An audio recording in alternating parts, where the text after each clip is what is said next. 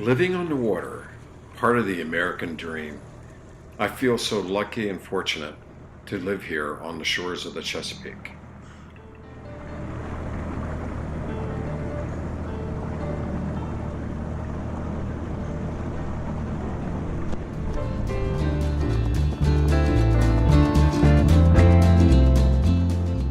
The joys of sailing your own sailboat, going out in the open waters, feeling the wind and the sea against your face. Ah, that is so cool.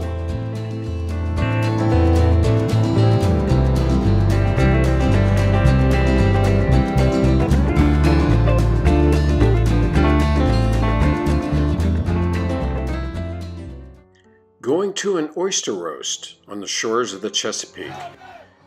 And looking at all the happy people sucking down those oysters and drinking the beer. That is all part of the life living on the Chesapeake Bay. There you go, Dave. Look at the sauce here. Over here on YouTube.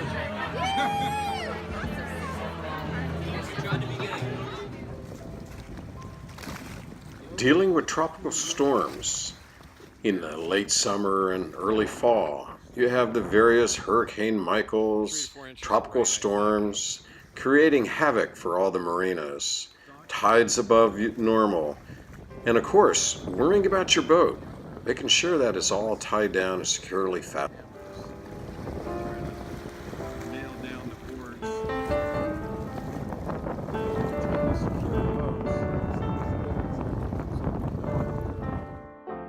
Then there's the maintenance on your own boat, cleaning the bottom of your boat, checking the various mechanics of the boat, checking your prop, looking for growth. That's too all part of living on the bay.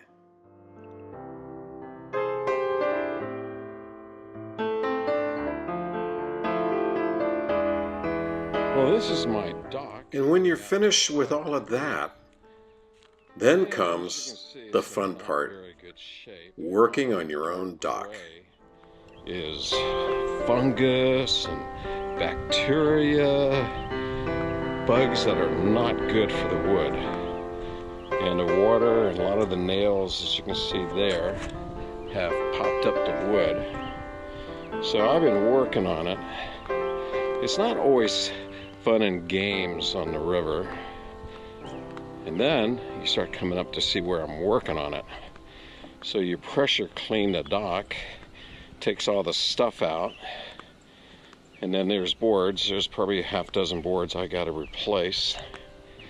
And then after it dries, then you come back in with the Thompson water seal and you roller it. And then besides doing that, you got to come back and countersink a lot of the rusted out broken nails. So I still got to come back. There's some, you can see some spots of gray I need to redo. But this big storm is on the Potomac. No sailing today. Big ass, whoops, I didn't mean to say that. But a big thunderstorm. There's one over there on the mouth of the Potomac and another one right off my right side. Have just built up like in the last 30 minutes or so. And then the other day, I cleaned my oysters, gave them a bath. After 3 years, there's still oysters alive. A lot of them were dead, but I picked them out, but all the ones you see in there is, they're all alive, believe it or not. Anyway, even with storms and darkness on the water, it's still pretty cool. Oh yeah, power washed the boat too. Okay, we're back to the dock. Update. All the pressure washing is completed. And as we walk on out, you can see as I got into it and after the wood has dried, beginning to see. If you look real hard to the left, you might see otter. He lives underneath my dock. I thought there was like 6. Matter of fact, the one I'm just standing on right there gave way. So, or not gave way, but very soft. So, today I bought 25 pieces of wood, but I'm going to need a whole lot more than that. There's actually 150 pieces of wood out here. As you can see, they may look good, but you get into it and they are completely rotten.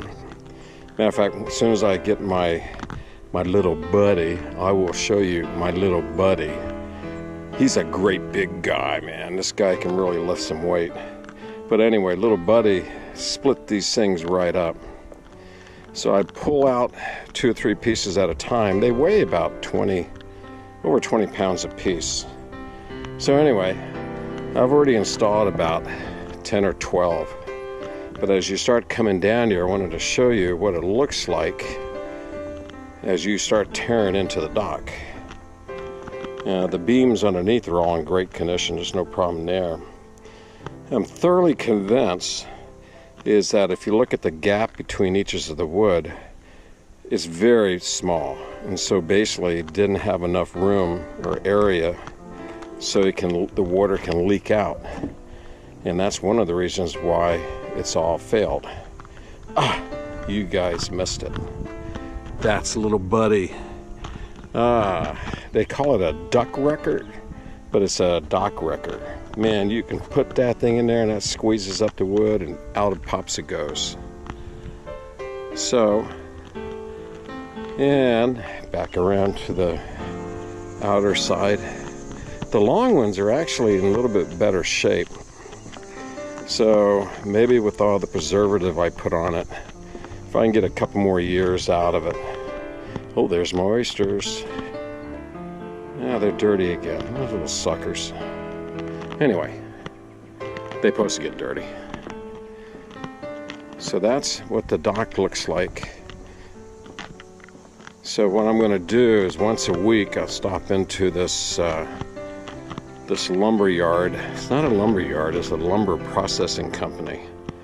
And I'll pick up another 25 and I'll start at one end and start working my way. By the way, not all of them are bad. So I figure I might have 50 to replace.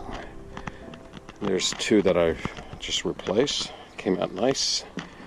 Also, the other thing, the guy at the processing company was telling me that the chemicals that they put into the wood 10, 15 years ago made it so that the nails would rust out.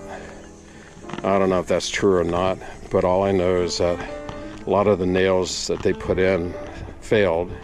They should have put in stainless steel screws, but they didn't. So anyway, and that's my story, and I'm sticking with it. The materials that I used was simple boiled linseed oil, mix 50-50 with odorless mineral spirits. You can buy it in the larger 5 gallons, which is the cheapest way to go. And then for application, just get an old roller. And of course, put it on an extended pole. Put it in a 5-gallon bucket, standard old paint bucket, and roll it out. Now, as for my little buddy, you can look online. It's called Duckbill Deck Wrecker. Well worth the money. With all the work is done, head out to the marina or get in the small boat, get out on the water. Most people spend way too much time working. The idea is to enjoy the water.